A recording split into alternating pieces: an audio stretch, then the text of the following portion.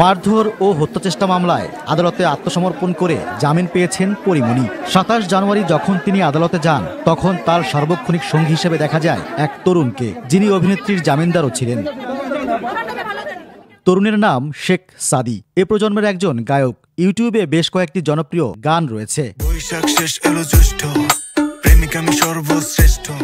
আজকাল পরীমনি আর সাদিকে একসঙ্গে দেখা যাচ্ছে। কখনো তারা এক ফ্রেমে ধরা দিচ্ছেন, আবার কখনো ফেসবুকে তরুণ এ গায়কের প্রশংসায় পঞ্চমুখ নায়িকা। এর মাঝেই আদালতে ছায়াসঙ্গী।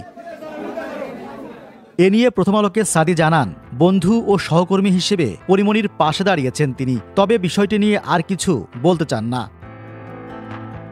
এর আগে সাদি জানিয়েছিলেন, ২৬ জানুয়ারি আদালত গ্রেপ্তারি পরোয়ানা জারির পর পরীমনি দুশ্চিন্তায় পড়ে যান। আত্মসমর্পণের সিদ্ধান্তের কথা শুনে তার সঙ্গে আদালতে যান তিনি। জামিন হওয়ার পর অভিনেত্রীর আইনজীবী একজন জামিনদার হন, আর সাদি হন স্থানীয় জামিনদার। সাদি আরও জানান, একই অঙ্গনে দীর্ঘদিন কাজ করার কারণে পরীমনির সঙ্গে বেশ আগেই পরিচয় হয়েছিল। তখন থেকে পেশাগত বিষয় নিয়ে তার সঙ্গে নিয়মিত কথাবার্তা হয়।